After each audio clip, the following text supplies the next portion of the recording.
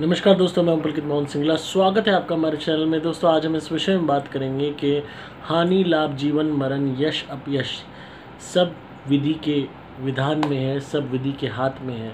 ऐसा क्यों है? और हर इंसान कहीं ना कहीं इस दौर से गुज़रता है जो अपनी ज़िंदगी में वो ऐसे अनुभव करता है।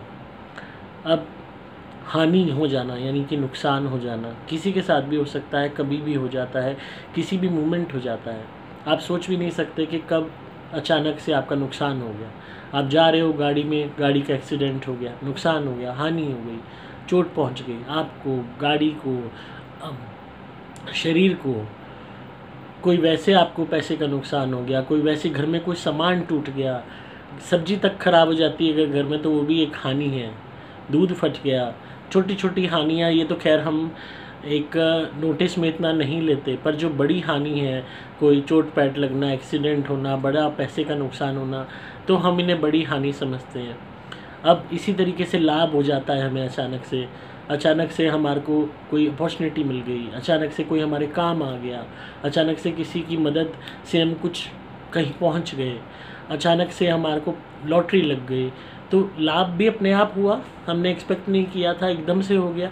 कभी ना कभी ऐसे मोमेंट आते हैं, यहाँ तक कि आपको यूँ कह लीजिए कभी कभी ये एहसास होता है कि हम शायद अकर्मा थे और तब भी हमें ये लाभ मिल गया, हम पता नहीं इसके पात्र थे कि नहीं। जब भी जीवन, बच्चा पैदा होना, नई ज़िंदगी मिलना, आप इलाज करा रहे हो, बीमार हो, बच जाते हो, आपको जीवन मिल गया, आपकी संतान नहीं हो रही थी, अचानक से संतान हो गई, तो जीवन भी कब अपनी ज़िंदगी में कोई नया जीवन आ जाता है नहीं पता। और मरण भी हमारे हाथ में नहीं है, आपका कौन सा परिजन कब मर जाए, आपकी मृत्यु कब होगी, हमारी कब होगी, किसी की भी कब होगी, किसी को नहीं पता। हर लोग सुबह उठ के चल रहे हैं, रात को सो रहे हैं, नहीं पता सुबह उठेंगे कि नहीं, पर इस विश्वास के साथ जी रहे हैं, एक आशा और उम्मीद के साथ कि नहीं, हम चलते रहेंगे, हम जीते रहेंगे। कितनी कितनी प्लानिंग होती है, अचानक से लोगों की डेथ हो जाती है। कोरोना के वक्त में इतने लोग मारे गए हैं और आंकड़े बढ़ भी रहे हैं, और लोग, किसी को नहीं पता कब किसका नंबर आ जाए।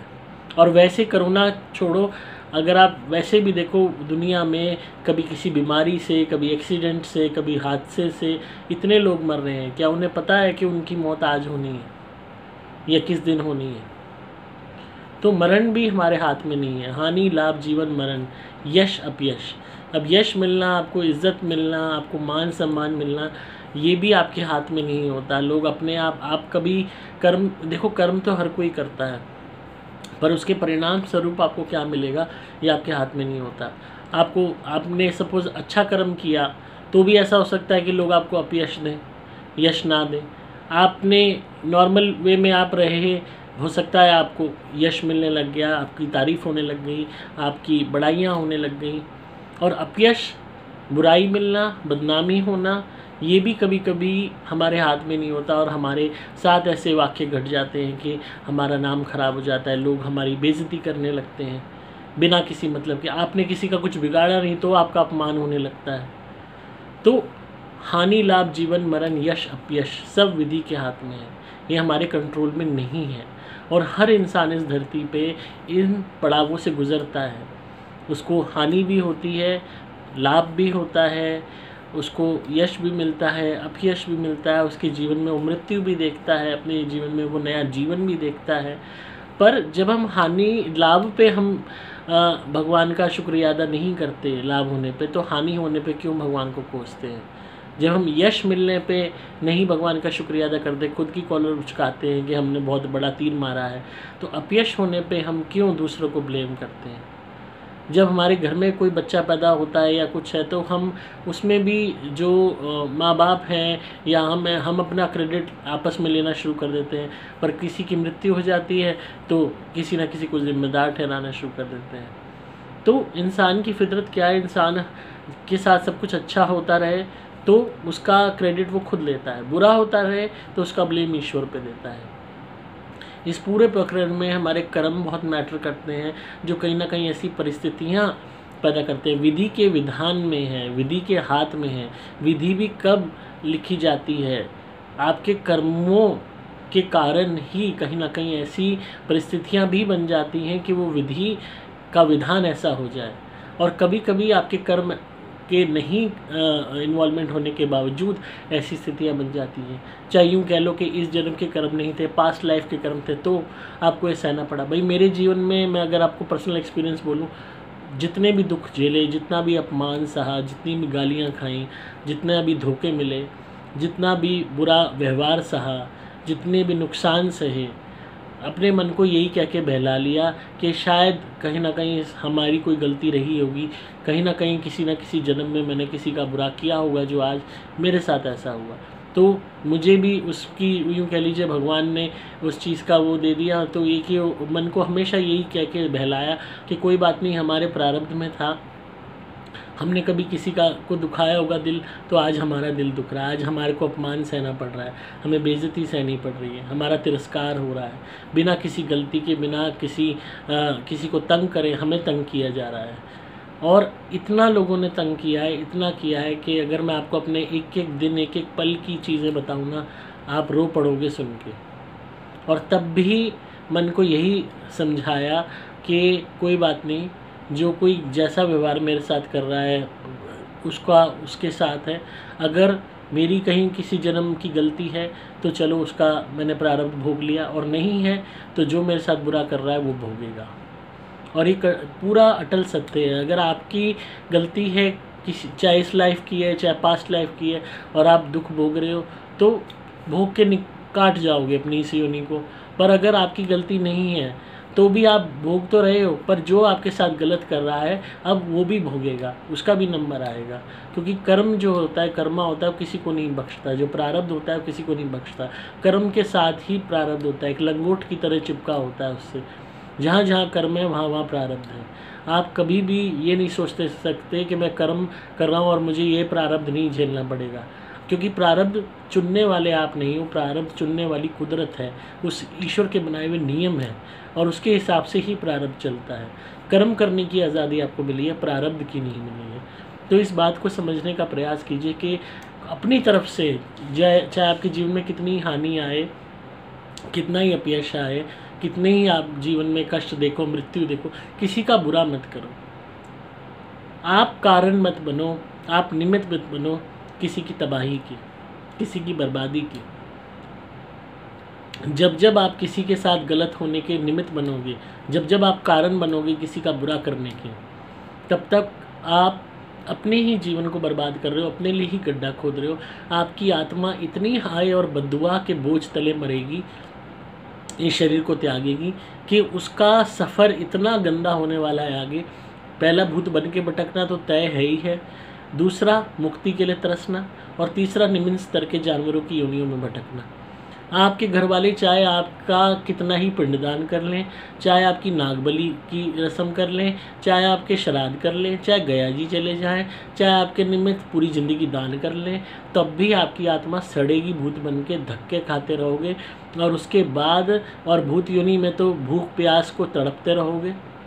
चाहे श्राद्ध पे, मावस पे कितनी ही आपके निमित्त वो कर ले, तब भी आपकी आत्मा व्याकुल रहेगी, बेचैन रहेगी, भूखी प्यासी रहेगी, घबराई भी रहेगी, थकी भी रहेगी, दुखी रहेगी, क्योंकि आपने कर्म ऐसे किए होंगे कि उसका प्रारब्ध से आपको कोई नहीं बचा पाएगा।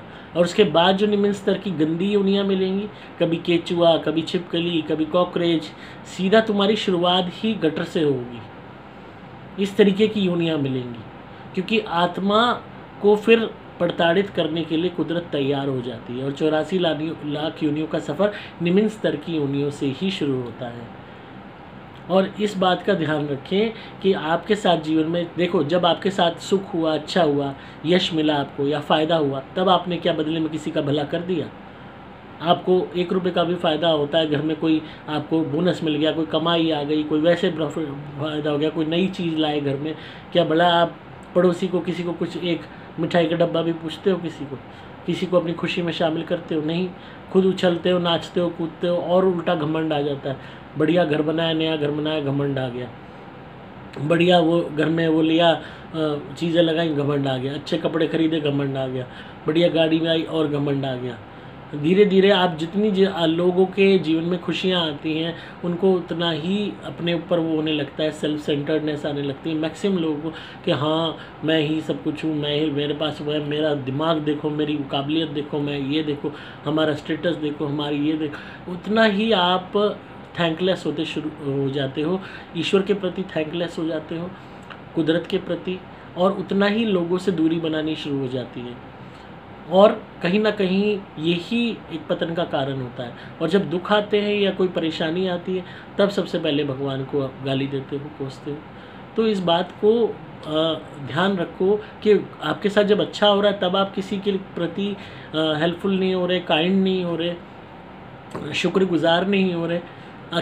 कोई भी बंदा जो कामयाब होता है, मैक्सिमम लोग खुद को ही अपनी कामयाबी का जिम्मेदार मानते हैं, किसी को क्रेडिट नहीं देते। हालांकि क्रेडिट उनके घर वालों का, उनकी माँ का, बाप का, भाई बहनों का, दोस्तों का, सबको जाता है जिन जिन ने उनकी मदद करी, पर खुद को ही क्रेडिट देते हैं। और उतना ही अपने आप को दूसरों से अलग समझने लगते हैं, बेहतर समझने लगते हैं, दूरी बनाने लगते हैं। और जब बुरा हो जाता है तो वही लोगों का रिवेंजफुल एटीट्यूड हो जाता है, दूसरे के लिए बुरा करना शुरू कर देते हैं। तो हानि लाभ, जीवन मरण, यश अपयश, ये हर एक की ज़िंदगी में आता है। राजा के भी, रंग के भी, गरीब के भी, अमीर के भी, मिडिल क्लास के भी, नौकरी पेशा के भी, कमाने वाले के भी, गंवाने वाले के भी, बैठे रहने वाले के भी, भिखारी के भी, हर इंसान के जीवन में ये पल आते हैं। अब तय आपको करना है कि आपको इन पलों में क्या करना है। अच्छे पलों में तो हर कोई खुश अपने में हो जाता है। दुख के पलों में क्या आपको दूसरों को भी दुख देना है या संयम से काम लेके इस बात को समझना है कि ये सबके साथ होता है और हमें किसी के साथ बुरा नहीं करना, हमें कारण नहीं बनना बुराई का, हमें निमित्त नहीं बनना किसी की बर्बादी या तबाही का। क्योंकि जब जब आप किसी की बर्बादी, तबाही या किसी के नुकसान का निमित्त बनोगे, यानी कि आपके कारण वो होगा, चाहे वो कर्म आपने किया है चाहे किसी से करवाया है, आप यकीन मानिए आपकी आत्मा को प्रेत योनि से, भूत प्रेत बन के भटकने से कोई नहीं बचा सकता। आपकी औलाद एड़ियाँ रगड़ती रह जाएगी पर आपको नहीं बचा पाएगी उस गंदी योनि से। और निम्न स्तर की योनियों, 84 लाख योनियों में एक बार ही आपकी आत्मा का सफ़र शुरू हो गया तो फिर उसके बाद निकलना नामुमकिन है। तो अभी भी वक्त है, अपने आप को कारण मत बनाइए किसी का बुरा करने का, निमित्त मत बनाइए किसी का बुरा करने का। अपने हाथों से अच्छा कीजिए, अपने मुंह से अच्छी वाणी बोलिए। जितने अच्छे कर्म कर सकते हो इस मानव शरीर के माध्यम से उतने कर लीजिए। एक एक वक्त, एक एक दिन, एक एक मिनट, एक एक घंटा कीमती है। हर घंटे, हर मिनट, हर वक्त, हर दिन का लक्ष्य बनाइए कि आज भी मुझे अच्छा करना है, आज मुझे एक और नया अच्छा कर्म करना है, आज मुझे इसके साथ अच्छा करना है। अगर किसी के साथ बुरा कर दिया है, बुरा व्यवहार कर दिया है, किसी से गाली गलौज, झगड़ा कर लिया, मारपीट कर ली, किसी का वैसे नुकसान कर दिया, आगे मत करो उसका बुरा, अब अच्छा करना शुरू कर दो। गाली देते थे तो अब प्यार से बात करनी शुरू कर दो, इज्जत देनी शुरू कर दो, मारना पीटना बंद कर दो, झगड़ा करना बंद कर दो। किसी का नुकसान किया अब उसका फ़ायदा करा दो।